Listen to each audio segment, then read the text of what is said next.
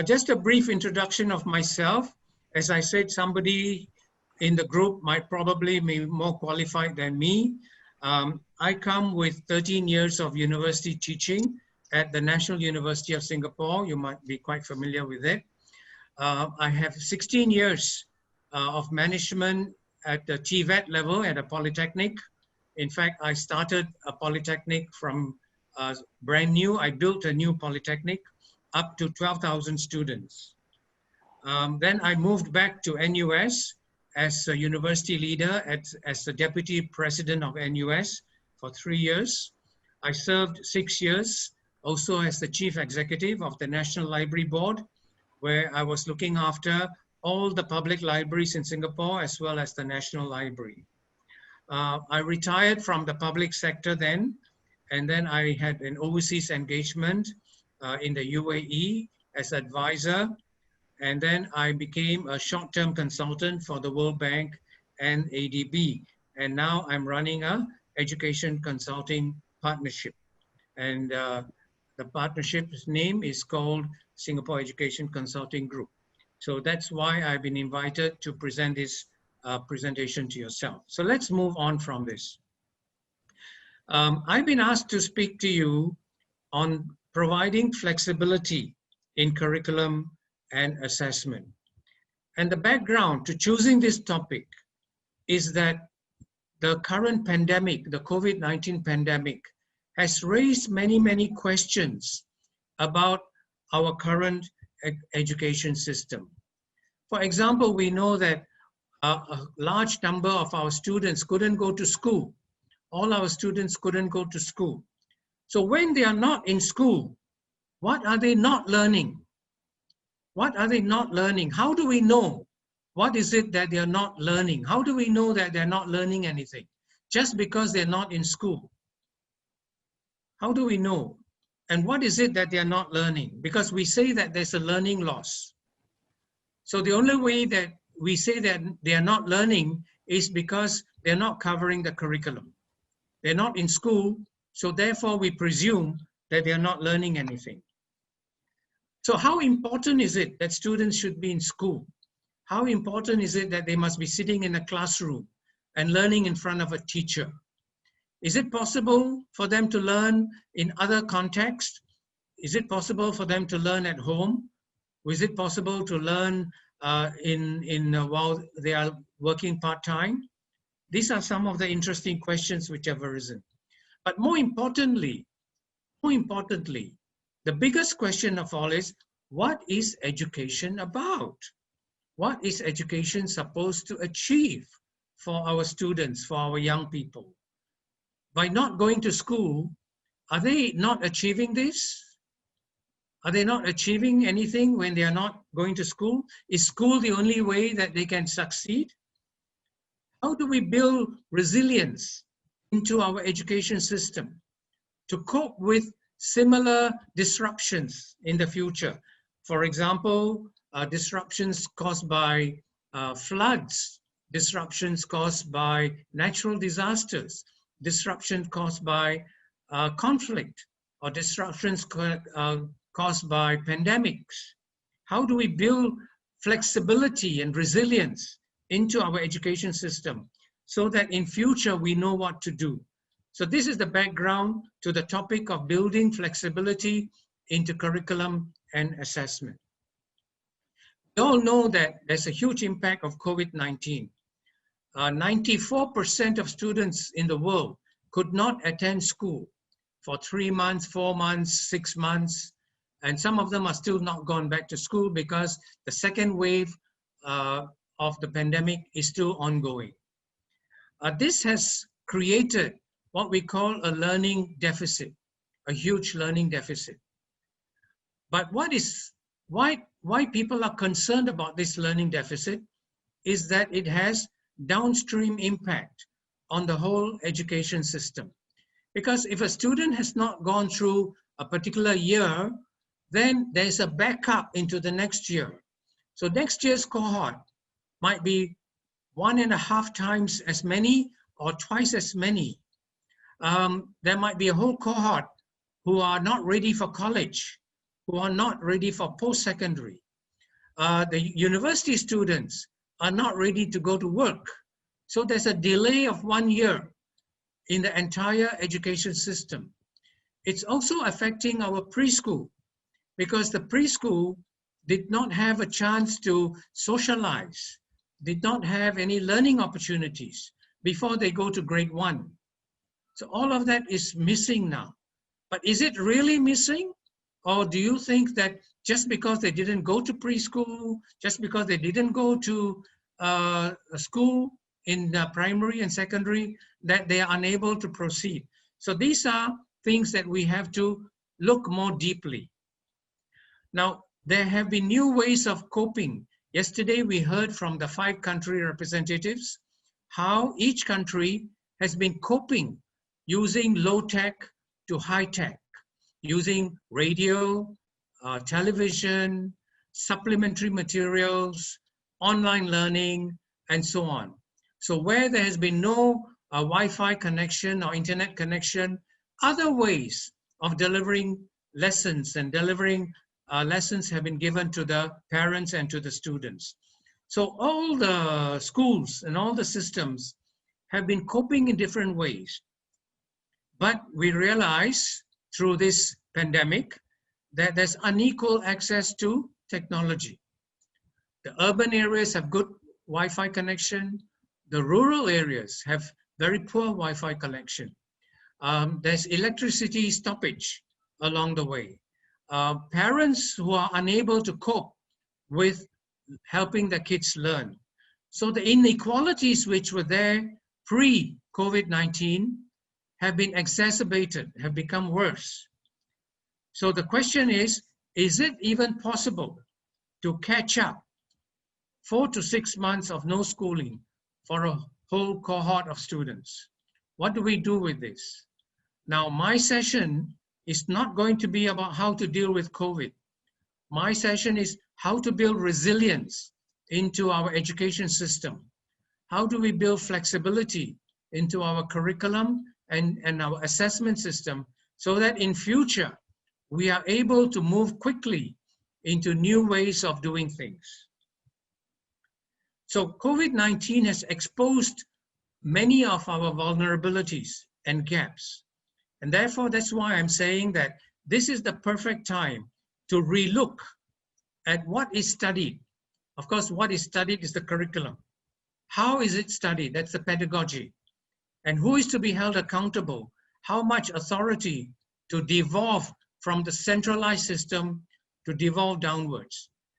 And I'm sure that all of you agree with me that now, today, is the game-changing opportunity for us to reform our education system. I listened yesterday and I thought that many reform plans have already been put in place, but they're going to take a long time. Some of the plans were targeted at 2040. Now 2040 is 20 years' time. It's too late. We have to move more quickly. The question is, how do we do that? So the first question I want to ask is, what do we want from education? What do we want from education? Well, we want every child to, in inverted commas, succeed in life. But what do we mean by success? What is this success? How do we measure this success? Of course, those of us who have been in education for a long time will say students remaining in school and progressing to their maximum potential, which means passing exams year by year and progressing. How do we measure it? Is the enrollment rate. It is not the dropout rate. It is the opposite of the dropout rate. But at the end of the day, what is the outcome for the student? Are we measuring it by employment rate, jobs?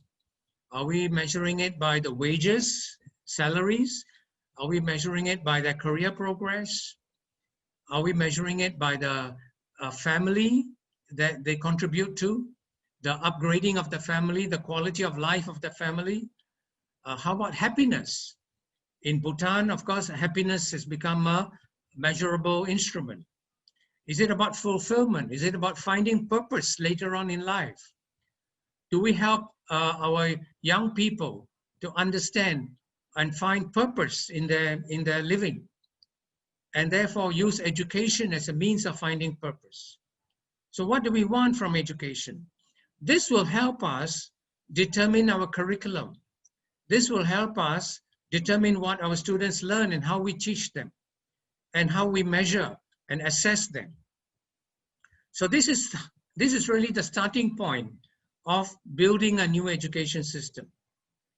And we want to prevent this learning crisis that we are facing from becoming a generational crisis.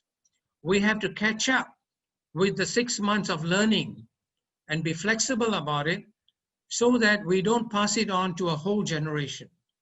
And therefore, we build a resilient education system, we reimagine education, and changed some of our very fixed ideas and notions about teaching and learning. And therefore, we prepare for a future of volatility.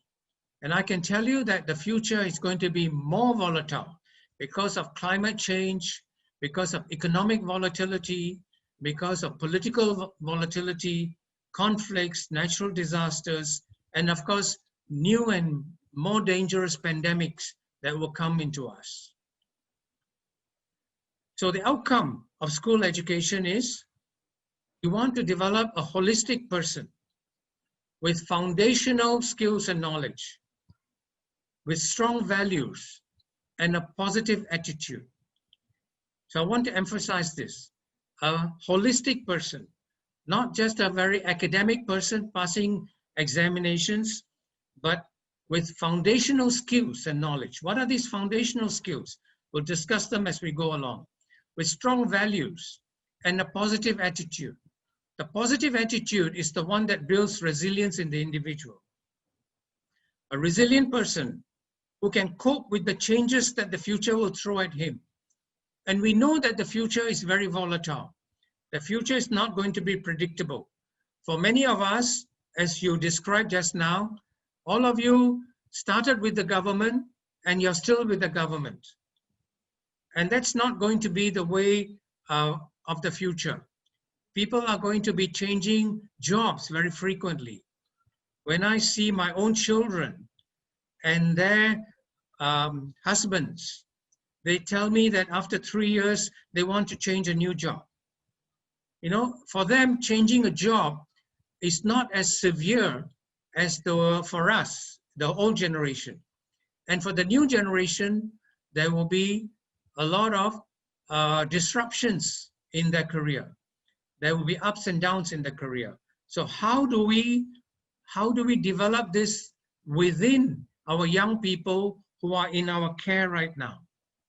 So we need a balanced person who has a problem-solving attitude, who can analyze, deconstruct, and put together a solution for the issues that they are facing today.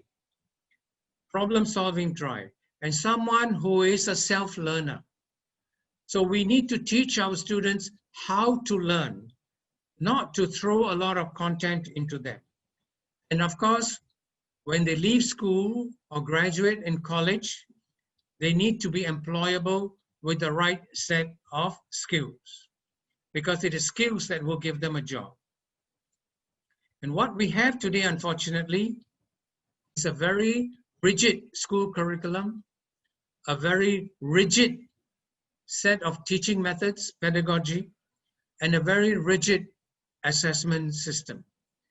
If any of these three come under pressure, they will break. And this is what we are facing today. Our rigid system, our rigid education system is feeling the stress of COVID-19. It is not able to flex. It is not able to be resilient. It is not able to be bounced back. The people who are helping us cope are the resilient teachers who are able to help our students, but they are working within a very rigid system. Where did this rigid system come from? It is more than 200 years old. It was designed during the Industrial Revolution. Before the Industrial Revolution in Britain, the education system was limited to a very small number of people, to the elite and aristocrats and the landowners. But because of the rapid industrialization, they wanted to train the farmers' children to work in factories as part of the Industrial Revolution. So the focus was on literacy, numeracy, discipline, obedience, and order. And that's where we have the curriculum of today. That's where we have the pedagogy of today. And that's where we have the assessment system of today. And we can see this. Do you agree with me? We can still see this in the classrooms of today. Where? How can we see this? We see this firstly in the progression by age cohort. So if you're born between January and December, you progress together. Even if you may be a few months apart, let's say you were born in December of one year, but January of the next year, you are in the following year. You've progressed by age cohort in the year that you were born. This system has been there for 200 years. Look at our schools. Our schools have standard sized rooms, standard sized tables and chairs, with a blackboard in front and a teacher standing in front of the class with the power to punish students. They are trained in a standard pedagogy. And the students, after 6 months or 1 year of learning, they are subject to standard tests of literacy and numeracy. Do you see that our system is extremely standardized? And regardless of which country you come from, whether it's Bangladesh, Vietnam, or Cambodia, or Kyrgyzstan, we have not seen a lot of change. Of course, there's incremental change. I don't say there's no change at all. There's incremental change. We have put technology into the classrooms. We have put laboratories in the classrooms. We now provide sports. We provide arts. But by and large, we have not moved greatly from the old system. Let's run through where we are. So the curriculum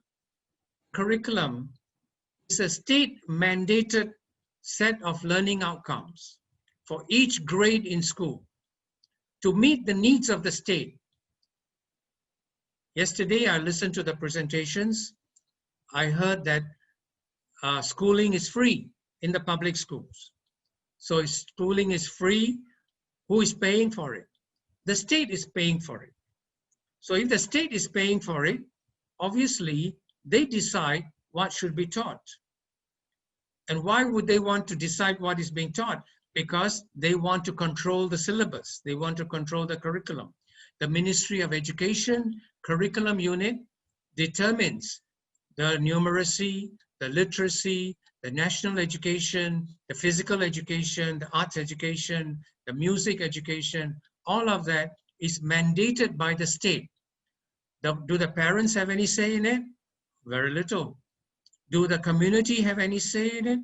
Very little. It is the curriculum planners within the Ministry of Education who are mandated by the cabinet of the country to determine what are the learning outcomes for each grade of school. And this has not changed a great deal. This has not changed a great deal. So the focus is on literacy, numeracy, civics, because they want the right kind of citizen. So there's civics. They want languages, because you must be able to speak your native language. Physical development for fitness. Sciences. Of course, in some countries, religious education is very important. National history is very important, to know about independence, to know about the freedom fighters, and so on. Geography, arts, and literature.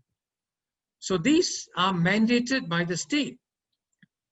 The state has decided that this is what we should be teaching them. And then each year, is the foundation for the following year. So it builds up one step at a time from grade 1 all the way up to grade 12 and then to college and to university. Now, if they go to a private school, a private college, of course, they have to pass standardized government examinations. But then the private school might say, well, I don't want to take your government examination. I can take the International Baccalaureate, or I can send my student to take the Cambridge Assessment Examination. I don't need to follow your curriculum because it's the parent who's now paying the fee, not the government. So what has happened is that we are training our people mostly in knowledge, about 90% in knowledge, very little skills, some skills, and of course some values, values of good citizenship, values of honesty, values of working together. So this is the standard curriculum, and if I go to any of your 5 countries, it would not be very different. Although the curriculum might be written in different languages, it would be roughly the same. So what we have is a planned curriculum, a state-mandated planned curriculum. How is this delivered? How is it delivered? Well, there are some time restrictions. There might be public holidays.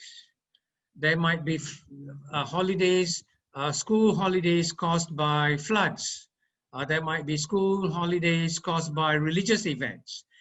Teachers, for example, might fall sick and the relief teacher might not come, or teacher might be absent because the teacher is not available. So the delivered curriculum actually, because of time constraints, is less than the planned curriculum. So while the state has planned a nice curriculum from grade 1 to grade 12, what is actually delivered is somewhat less. And I would guess it is about 15% less due to holidays, due to shutdowns, maybe due to strikes, maybe due to floods, maybe due to sickness, and so on and so forth. On top of that, we have what's called the enacted curriculum. The enacted curriculum is when the teacher is in the class is running, but what is taught? What is taught there? Each teacher has their own style of teaching. Each teacher delivers the same curriculum in a different way. Sometimes the class is rowdy, sometimes the teacher uses discipline, sometimes the teacher teaches on the blackboard, sometimes the teacher engages the student. The enacted curriculum is, again, less than the delivered curriculum because we have no control over the teacher. What happens in the classroom is different from the planned or delivered curriculum. Now we have, what is the learned curriculum? What is it that students are actually learning? Now here, of course, it depends on what is their foundational knowledge, what is their prior knowledge, how good they are in learning. And of course, in the classroom, there are many disruptions. Students don't attend school sometimes. Students might go hungry. They might not be in the position to follow the lessons. They might have fallen behind in the curriculum.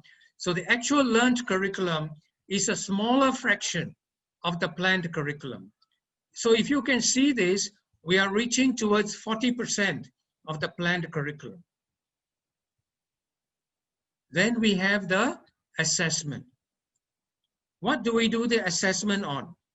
Do we do the assessment based on the planned curriculum, or the delivered curriculum, or the enacted curriculum, or the learned curriculum?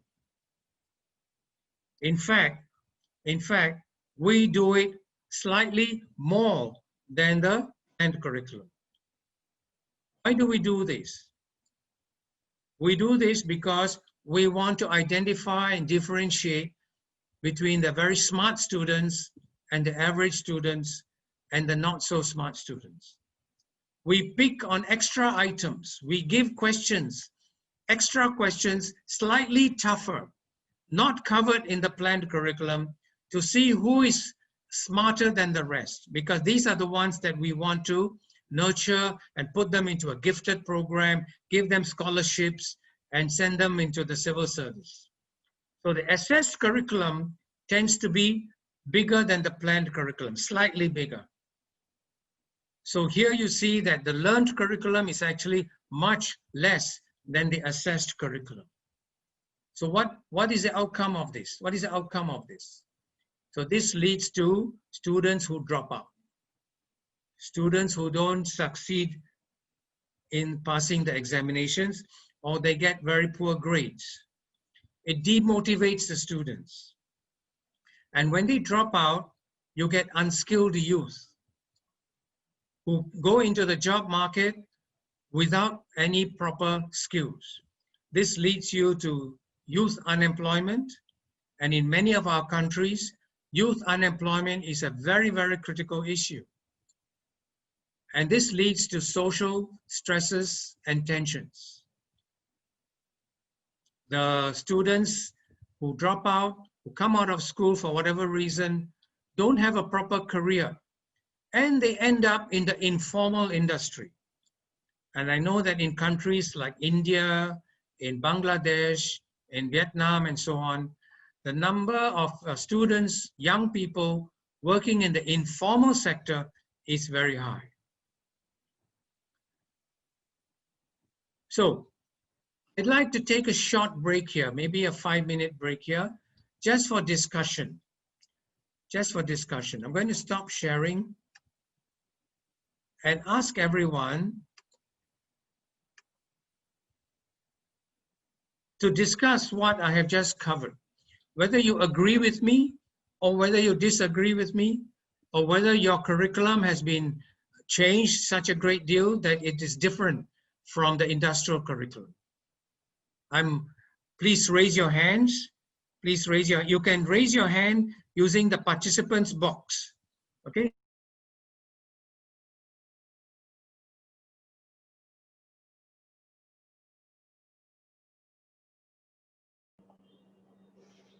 Please unmute your microphone. Yeah? Okay, so please raise your hand and I can see you and I can ask the person to speak up. So, Madam Kyo, please. Anika? Miss Anika? Sir, would you please say again, what did you say about the delivered curriculum? Delivered curriculum? Oh, the delivered curriculum is the one that is actually delivered in the classroom. Yes. Because every teacher has their own different way of delivering the curriculum. They have their lesson plan. We try to standardize the lesson plan, but at the end of the day, how the teacher engages the students are of variable quality. The urban students are different from the rural students. The parents in a farming community might be different from parents in a tier 3 city or tier 2 city or tier 1 city. What is actually delivered in the school is different from the from the planned curriculum. So then we have the enacted curriculum, okay? Because in a delivered curriculum, there are school holidays, there are lockdowns, there are strikes. What is actually delivered is not the planned curriculum. Like, for example, we have a pandemic, we planned a long curriculum, but we didn't manage to deliver it. Right. Okay, thank you. Mr. Mohammed? Mr. Mohammed? Yeah.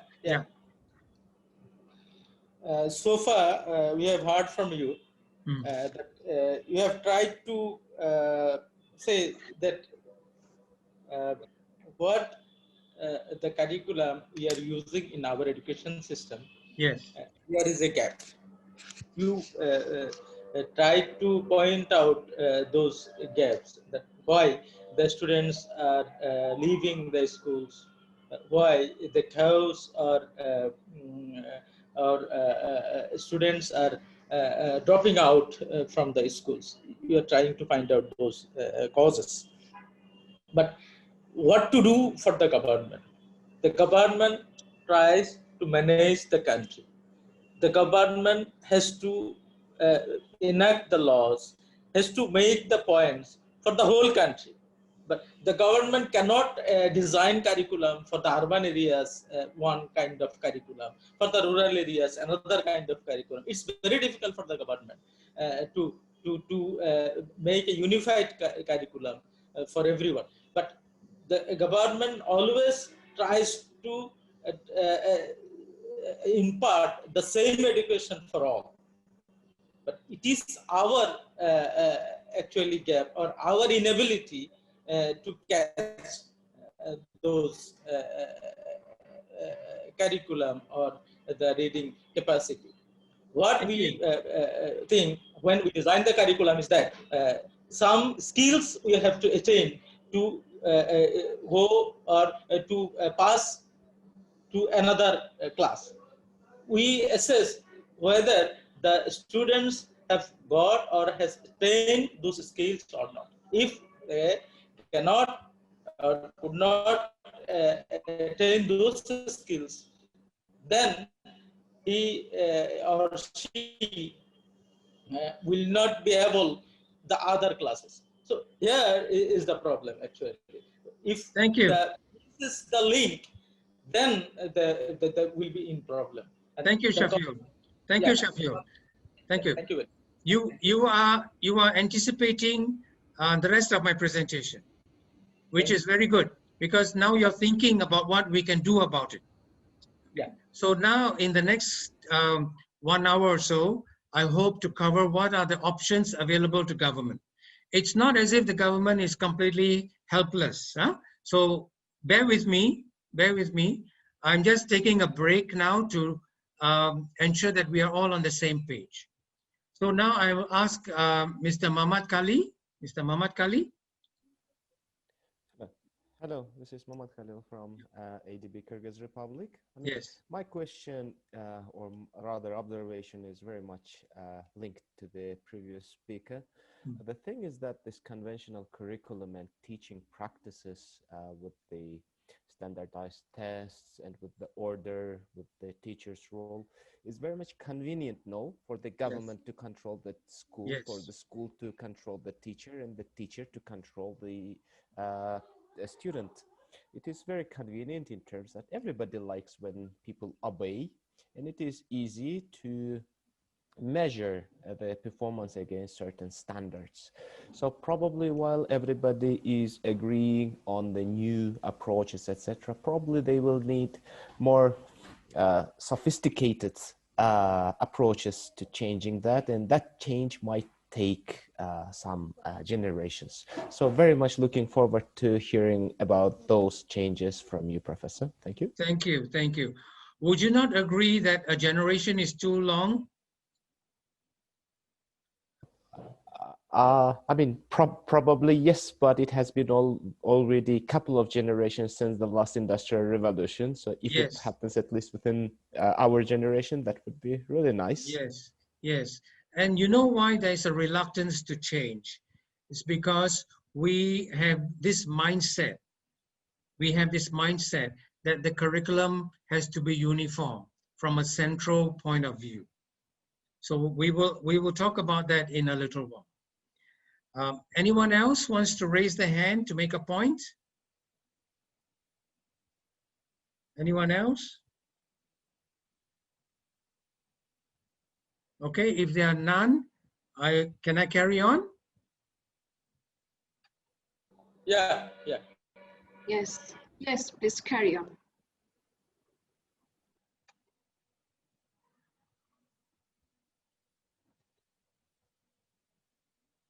Now, let me give you an example.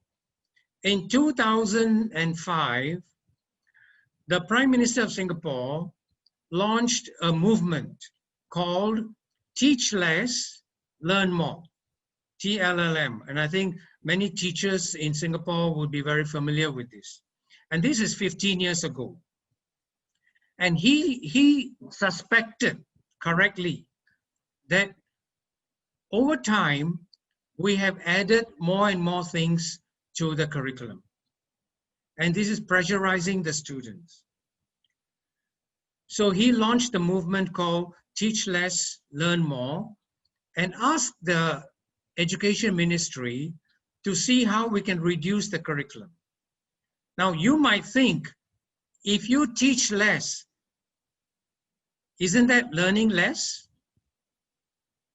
Doesn't it sound very odd to say teach less but learn more? In fact, what we did was we did a 25% cut in curriculum in content across the board. 25% across the board. How do you do this? First of all, a more streamlined syllabus.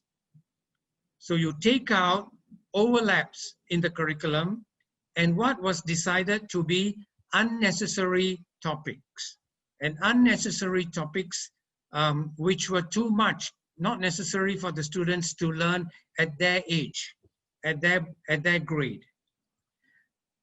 This gave us more time to experiment with new teaching methods that engage the student, improve student engagement in learning, and increased interactivity in the classroom. So instead of the teacher now teaching directly from the content, because the teacher has to cover the curriculum before the last day, before the exam starts, right? Or 1 week before the exam starts. So the teacher is rushing through. But now with the 25% taken out, the teachers in the classroom have a bit more time to engage the students in discussion, in questioning, in doing things like developing their cognitive skills, such as estimating, extrapolating, inferring, analyzing, imagining, speaking out, discussing, asking questions, and doing things in the classroom together or in groups that made them learn, but without the pressure of learning it by heart. So this is the objective of TL, Teach Less, Learn More. And therefore, by doing this, it exposes the individual students' strengths and talents. We begin to find out in a group which student is better in expression, which student is better in writing, which student is better in creativity, which student is better in mathematics, which student is better in logical thinking, which student is better in poetry, which student is better in drawing, which student expresses themselves visually, which student expresses themselves in movement. We realize that the students are not the same. The students in a classroom are individuals. Each one is different. Their parents are different. Their backgrounds are different. Their prior learning is different. Their prior experience is different. So we begin to find out their talents. And therefore, when they come to a landmark in their school, like grade 10 or grade 11 or grade 12, it's much easier to help them to choose their future careers. Today, do you know how we choose students to go to vocational education or technical education? Not in Singapore, I mean in other countries. It is purely by academic performance or weak academic performance. So if you are weak in academic performance and you are going to be a dropout, we say you should go to a vocational school. You should get vocational skills. But if you are very good in academic work, you continue on to grade 12 and going to university. But if you're not very good academically, you can go and do plumbing or carpentry or sewing or cooking or something else like that. This is how the present system works in many countries. And let me tell you that a vocational education is not like that. A vocational education requires knowledge as well as skills. It needs motivated people. So when we recognize the talent and strengths of students, We can go do career guidance for them. We can tell a smart student that they can be good technically, that they are working very nicely with their hands.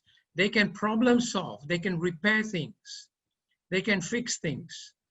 So even though they may or may not be academically qualified, they can still go to a vocational or technical school, which is good for them. So instead of pushing academically bright students in one direction and academically weak students into a vocational, we can judge their strengths. So therefore, this gives students flexibility and choice. Now, this was done in 2005. 2005 was 15 years ago. 15 years ago, the internet was hardly known. But today, in 2020, with the internet and search engines, teach less, learn more is even more relevant than before. There's even more room to reduce content. Why? Why? Because the content is available freely. The content is available freely. We can focus on the process of learning, the process of cognitive development, of thinking, of inferring, of analyzing. We can develop the ability to sort out the truth from the fake, to teach students how to verify, how to validate, how to test what is available on the internet. Because when they are out of school, you are guaranteed that they are going to an internet center and get all kinds of information out there. On YouTube, on Facebook, which you can search from blogs, you can find out many things which are out there. Now, there are many good things out there as well. When I need to know something, I find out from the internet, but I'm able to sort out what is correct and what is not correct. I can do a calibration by looking at various sources. And this helps me to learn on my own. This helps me to learn on my own. There's so much online material that in fact we can do with less teachers, but different kinds of teachers, different kinds of teachers. Because if you look at how subjects are taught today, they are taught separately. They're taught separately. Maths is taught separately from science. Languages are taught separately from social science. Technology is taught separately. Arts and religion and sports are all taught separately. Don't you agree with me? Isn't this how we do our subjects? We draw artificial boundaries between subjects. So today, for example, in very progressive education systems, for example, in Finland, and in some cases in Singapore, they have got rid of subjects. We've got rid of subjects in Finland. They learn by themes, not by subjects. So in any particular theme, you draw upon a variety of subject or knowledge assets to help you to think, help you to problem solve, help you to discuss issues. So the human brain that you and I are using today and using every day is not wired into separate subjects. And when we go out and graduate and work in real life, we don't work in separate subjects. We bring them all together and integrate it. So wouldn't it be better to teach this skill as early as possible while in school? So this is a core skill. This is a core skill. How do you reduce the curriculum? Well, you can merge subjects. For example, in some curriculum, you might have 3 math subjects. We can reduce that to 2 math subjects. You might have 3 or 2 science subjects. So instead of teaching physics and chemistry and biology all separately, we can begin to think about how we can bring some of that together. We can bring social science together with arts.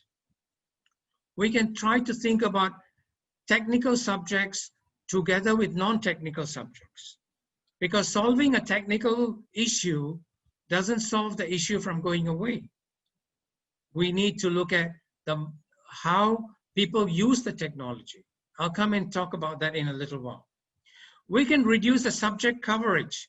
In fact, if you look at each subject coverage, you find that we are probably covering too many topics, far too many topics.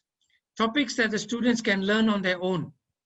Topics that need not be introduced to the students. Students are quite capable of learning on their own. And replace them with multidisciplinary projects or problems. And when they learn through projects or learn through problem solving, they can do their little bit of research on the various disciplines that they want. So if they want to know a little bit about physics or chemistry as part of the problem solving, they can find it out at that time. So we focus on core competencies of communication skills, collaboration skills, analyzing skills, deconstructing an issue, putting it together, finding where the sources of information are, and solving the issue, the big problems. So the key, therefore, is our teachers are not trained for this. We need to retrain our teachers beforehand. I'm very glad to see that the vice director of one of the Kyrgyz School of Education is here with us. We need to retrain our teachers before we can do all this. But it is very key that we reduce the curriculum. Now I want to talk about what are the real life experiences of our children. What are the real life experiences of our children? For example, in a farming community, the students are living in a farm. They're living among animals. They're living among agriculture. Are we suggesting that they're not learning anything? In fact, they're learning so many things, except they're not aware that they're learning all these things. They're learning about plants. They're learning about agriculture. They're learning about animal husbandry. They're learning about irrigation. They're learning about weather. They're learning about the rain cycle. They're learning about nutrition. They're learning about fertilizers. They're learning about water harvesting, for example. They're learning about seasons, climate, waste management, pollution, multi-cropping, maximizing yields. Because they are talking to their fathers and uncles and siblings, and they are picking up all this knowledge unconsciously. So they're learning so much science while they are on the farm. When they come back to classroom, we should leverage on these real life experiences. Otherwise, what they learn from the textbooks, they can't link it to their real life. Can you see where I'm coming from? There's a lot of curriculum delivered which is in real life at home, during school holidays, during lockdown, which they are picking up. Let's talk about the informal industry. In many countries, we have these roadside mechanic shops, motorcycle repair, a machine shop, a pump shop, a steel bending shop, a machining shop. And this is where the informal industry is working, not in the big motor vehicle plants. I'm talking about the plants that you see in the small towns and in the villages. And there are many young people working there. They're working there, but they're picking up skills. For example, when a motorcycle comes for repair, they have to find the problem. So they follow through steps. They stepwise problem find. How do they do it? They do it intuitively. And after they found the problem, they have to schedule the work, because if they have said, I will give this back to you tomorrow or day after, they've got to schedule the work. They have to learn mechanics. They have to learn customer service. They have to learn pricing. They have to learn costing. So they learn a lot of things while they are in the mechanic shop, while they're in the motorbike repair shop or the car repair shop. It's not that they are doing nothing, you know, they are picking up skills. Informal retail. In many of our villages and small towns, excuse me, there are many, many shops, huge number of shops, mobile shops, plastic shops selling pails and toys and all kinds of things, provision shops, pharmacy shops, and so on. Again, the young people who are working there are learning promotion, product promotion. They're learning pricing. They're learning inventory control. They're learning bookkeeping. They're learning sales. They're learning turnover. But they're not learning it in a formal way. They're learning it in a very informal way. When our young people stay at home, for example, a domestic, for example, a girl who is not able to go to school, so she's at home. But she's also learning about personal hygiene. She's learning about food preparation. She's learning about nutrition. They're learning about marketing. She's learning about buying. She's learning about economics. She's learning about sanitation. So there are many things that are happening in the real world that young people are learning, but we are not leveraging this in the school curriculum. We're not leveraging this in the classroom. Now, an innovative teacher, a teacher who is from the same community, would be able to link the classroom, the school, with the real life. Take, for example, COVID-19. Because of COVID-19, we have all been locked down. But this is an opportunity for learning, to learn about the difference between germs, bacteria, and viruses. How is infection transmitted? Through speaking, through the aerosol that comes from one's mouth, from touching things. So that's why we wear masks. That's why we wash our hands. And that's why we stay our distance from 1 or 2 meters. Now, instead of putting it down as a mandatory rule, we can help students understand why this is so. So they begin to understand personal hygiene and family and public health. So they learn that they can become ambassadors of public health to parents and to their extended family. So in fact, we can use our children to pass the knowledge from school to their parents in all of these things. So we need to focus on what's important in the core curriculum. So in the core curriculum, we have communication with empathy, values, realistic problem solving, practical skills, and collaboration and teamwork.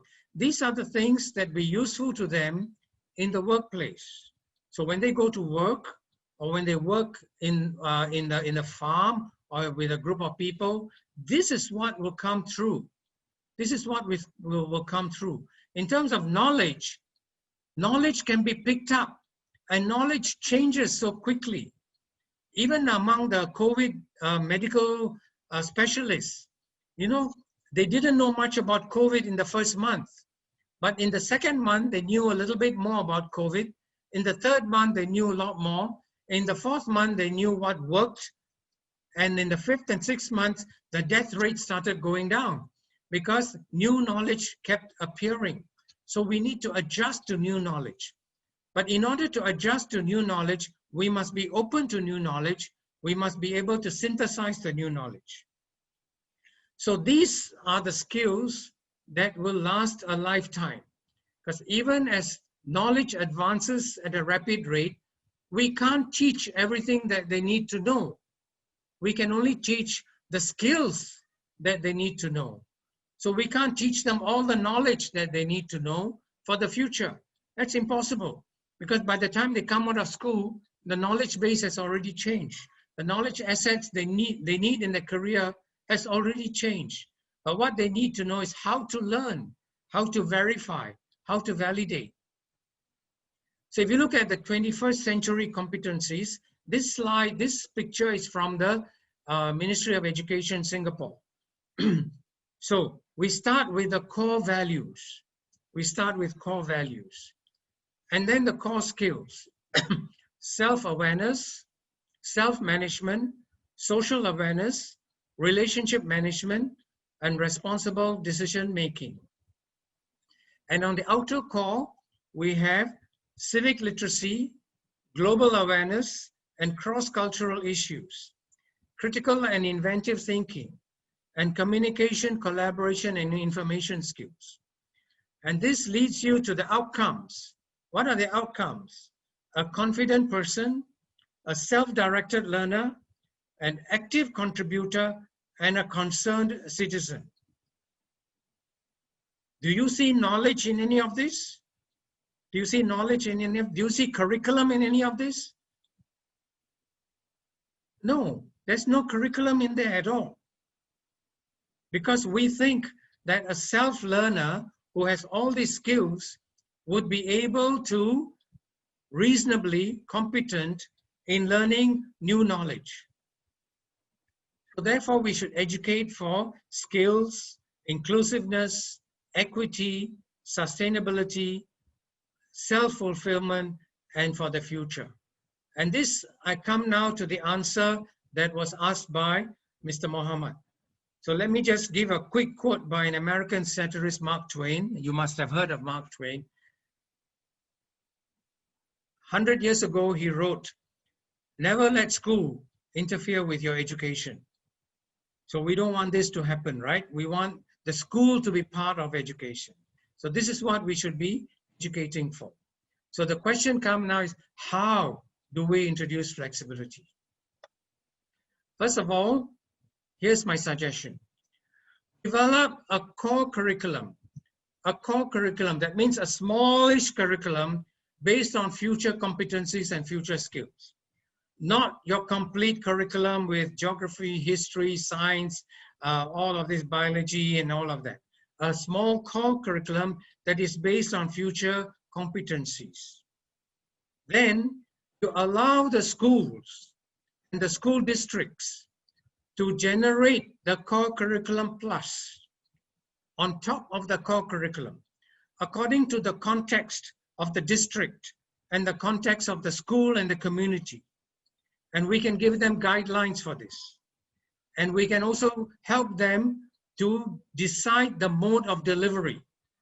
So the mode of delivery can be outside the school as well, need not be within the classroom or the walls of the school.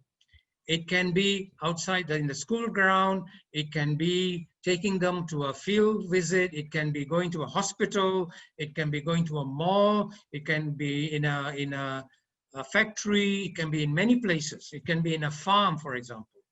So we allow the schools. So for example, in your core curriculum, it might be 50% of your curriculum might be core curriculum. You allow the schools and school districts to build on that. Another 25%. So you have 75% of the curriculum. This means that you decentralize your decision-making. Decentralize your decision-making and develop partnerships with the school districts. Develop partnerships with school clusters. Develop partnerships with school superintendents. Not control. Because this new system will require some loss of central control and central authority and power. You're giving up your central power to dictate the curriculum. But it means that your curriculum has become more flexible because you're focused on future skills. 25% would be community-driven, school-driven, district-driven, according to the needs of the community. So if a big factory is going to come up near the district, a car factory is going to come up, or a pharmaceutical factory is going to come up, or some other factory is going to come up, then the skills and the curriculum can be tailored to those industries that are coming up. If it is an agricultural community, the skills might be more focused on agriculture.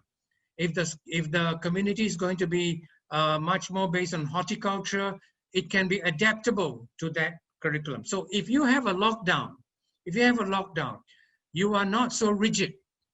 The system will not break down. You can still continue learning. You can still continue schooling, but not in the same way. So these are some of the ways where your curriculum can be more flexible. Now I have a little, about half an hour more to talk about assessment. Now I have always said that the assessment is the curriculum. Why is the assessment is the curriculum? You know, Marshall McLuhan said, the medium is the message. It's not the message itself, it's the medium by which the message is transmitted, is the message itself. So I'm saying the assessment is the curriculum, because if you tell students this is what will be tested, that is what they will learn. That is what they will memorize. They will only memorize what is being tested. So if we want to change the curriculum, we also need to change the mode of assessment. So what is the current purpose of assessment? It is solely, as Mr. Mohammed said, to determine the fitness for the next year of study.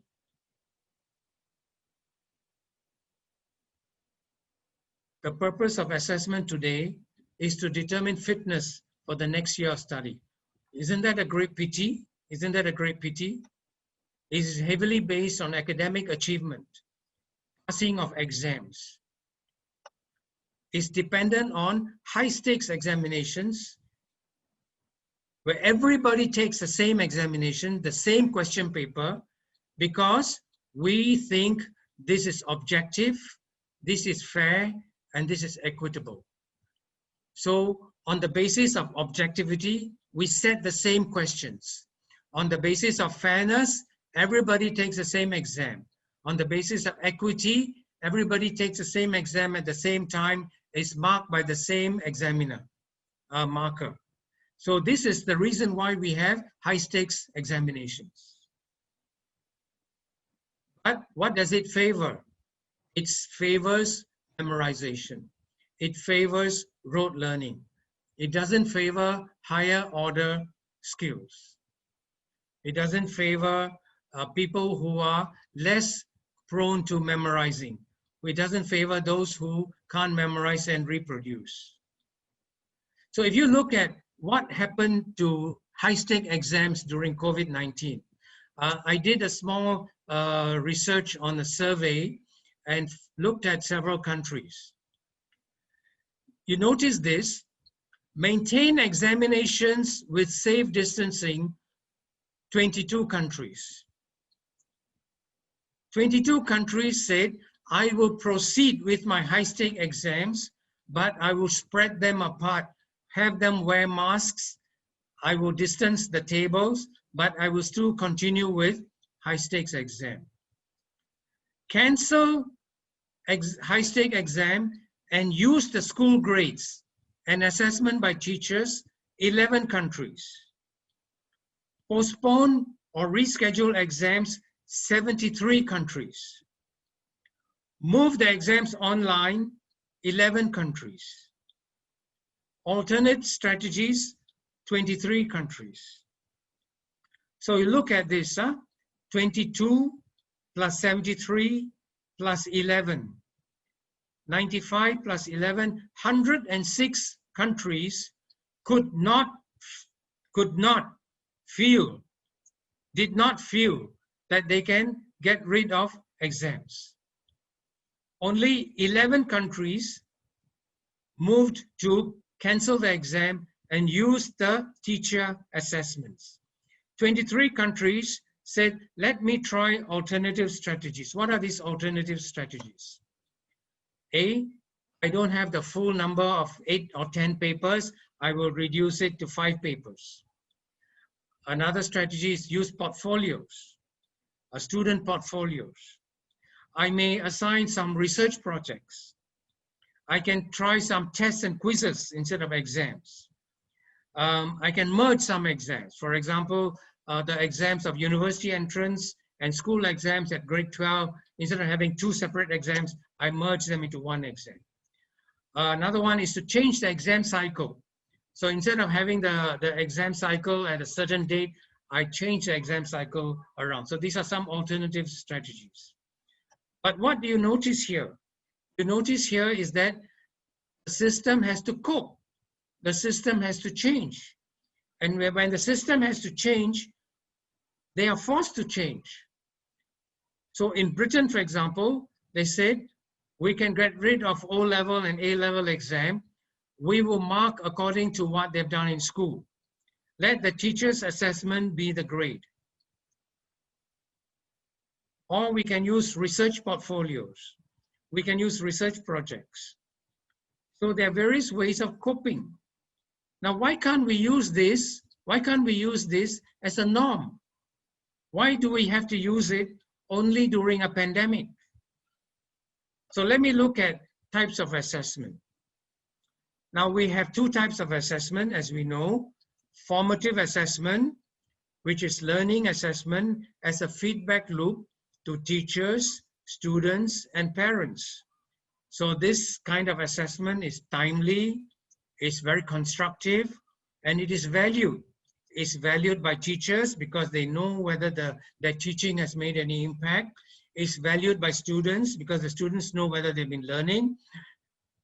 It's valued by parents because they know whether their own children are learning what they are supposed to learn in school. So based on the continuous formative assessment, it acts as a feedback loop for teachers, students, and parents. It's very constructive. It's very useful. It's valued by everybody. On the other hand, if you look at the landmark exam, the summative assessment at the end of the year, which is the way that the students are put on rows and rows and rows of tables and asked to answer an exam question, this goes into the system, the education system, to rank the students, to tell students who can go to the next grade, who can go on to college, who can go to vocational training, who can go to a technical school, who can go to teacher training. This is very, very stressful. It's life-defining, and it's very high risk. You know, if you didn't do well on a particular paper on a particular day, your whole life has changed. It's such a high-risk exam. That's why it's called high-stakes exam. Does it have to be this way? So my suggestion is, in the real world, there are no correct answers, only optimal ones. It's based on what you know for the moment. If you get new information, your answer will change. If you get more information, your analysis will change. So the ability to analyze and think is more important than the answer itself. That's the way we work. Today we may make some decision. 1 month later, we have to acknowledge that this may be the wrong decision. So what we need is system-based thinking, cause-effect, a feedback loop. We solve real-life problem, not repetitive ones, not the ones that we solve by rote. When we do past exam papers, you know, in the high-stake exam, students use the exam papers of the last 15, 20 years to practice their answering. But the questions have not changed. They've not changed at all. So it's repetitive, but when they graduate, they don't face those problems anymore. What we face are real-life problems in the real world. So now we need to build flexibility into assessment. So we ask ourselves, now we have to understand that academic exams are not fair nor equitable. We pretend that they are fair and equitable. We think that they are objective, but they're really not fair. Because ask yourself, is it fair to whom? Is it fair to the student? The student comes from so many different backgrounds. They come from so many different socioeconomic groups. Some are very good in writing. Some are very good in drawing, in painting, in music, in sports. Why should everybody be forced to take the same exam? How is it fair? Some students are very good in keyboarding. Some people may not be able to write fast. Some people can write very fast. Some people can do mathematics mentally. Some people need a calculator. So how is an exam, a standardized exam, fair? So the first thing that we must realize and understand is that academic exams is not necessarily fair, neither are they equitable. So therefore, we develop a more holistic approach to assessment, not something that is tilted towards academic performance only. So we have to find this whole of person view, including things like curiosity, initiative, self-directed learning, things which are not in the exam paper. So therefore, what we should do is we give more weight to continual teacher assessment of the whole of person. So the whole of person, the teacher is the one best to know what are the talents and strengths of the student that comes to her or him. Is this student a curious student? Does this student have initiative? Is this student self-directed? Does it need to be always supervised? What are the learning difficulties of this student? Otherwise, what we are doing is simply to measure memorization and rote learning. But this continual teacher assessment has to be moderated and verified by regular simple testing, regular quizzes. And this gives us time, it's time to give more weight to formative assessment in the final weight of grades. Because the grades has become so important, 1 mark or 2 mark difference has become life forming. So we need to move from marks to bands, to grades. So instead of saying, oh, I got 99.5 and you got 99.6, we should move towards grades so that the stress to the student is reduced. Now, we should also start to give more emphasis on what you can do, not what you know. Why do I say this? What you can do and not what you know. I'll explain this in a moment. And teacher colleges need to do more to prepare students, teachers for this mode of thinking. There's a lot of professional development work which is needed to empower teachers and train teachers to do teacher assessment. Now let me ask you a question. What creates value? What creates value? What are we paid for? What are we paid for? When we go to work, why does our employer pay us? So let me make a statement here. We are not paid for what we know. Nobody here is paid for what we know. Is there anybody who is paid only for what they know? No, we are paid for what we do. It's what we know. We are paid for the skills, how we apply our knowledge. If we don't apply our knowledge, nobody knows what we know. What we know is only in our head and in our experience. Therefore, we learn from doing, and then by doing it over and over again, we do it better and better and better. So the value that we add, the value that we bring to our employers, the value that our students are going to add to their employers is the value of doing and knowing what to do with what they have learned. So this is where innovation comes in. And if we expect our students to succeed the first time, let me tell you that if they try and succeed, if they build something and they succeed, this is not innovation. This means that they have copied something. Anything that is expected to work the first time is not innovation, because only 1 in 10 new ideas succeed in the marketplace. And therefore, the key to success is that what do I do when I fail? What do I do when I fail is I learn. Failure is necessary to learn new things. failure is necessary to build resilience and the abilities to stand up and the ability to recover and to learn from failure.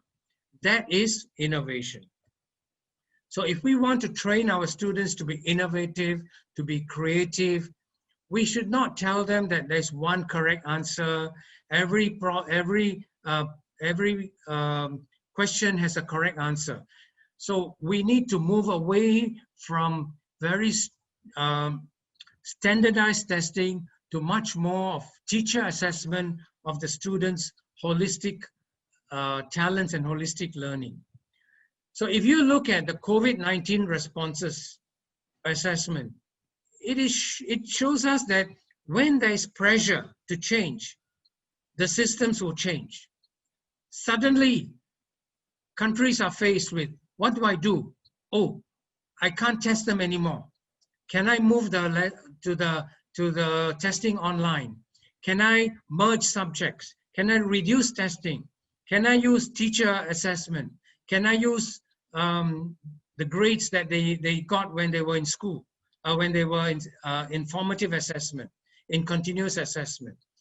So therefore, instead of doing it under pressure, isn't it better to change in a planned way rather than in a reactive way? Isn't it better to go through a reform process, take 1 year or 2 years or 3 years, as long as you want, but create resilience and flexibility into our assessment process. Engage all the stakeholders along the way, our local school districts, our teachers, our students, our parents. Explain to them why these changes are good for them. It's good for the future. It's good for their country. It's good for society. It's good for the community. But I have to say that the professional development of teachers will be the key, because many of them will be reluctant to change. Many of them will want to do it the same way. It will take a long time. It will take a long time. But if we can carry the teachers, the school leaders, and the teacher trainers, we can make this change possible. We need to modify college entry requirements, because college entry requirements are based on the landmark exam. But now we're going to tell the colleges, look, please acknowledge that there are different talents and skills and aptitudes among your entry intake. And please test them and take them in according to that. Don't use a single measure of entry. It's very easy. It's very easy to rank everybody from number 1 and then advertise it that, oh, I have taken the number 1, number 2, and number 3. We need to modify the college entry requirements. So this has been a very long lecture. It's 5:30 now in Singapore. We have half an hour of discussion. We have half an hour of discussion. We can talk about any of the things that we have discussed. Raise hand, and then I will encourage all of you. I encourage all of you to participate in this discussion. I have thrown many ideas to you, but remember what I said at the very beginning. If you say yes, but, if you say yes, but, you have locked the system. You must say yes, and can we also try this? Yes, and can we also do that? Then we can progress in the discussion to the next stage and the next stage and the next stage. So thank you very, very much for listening patiently for a very long time.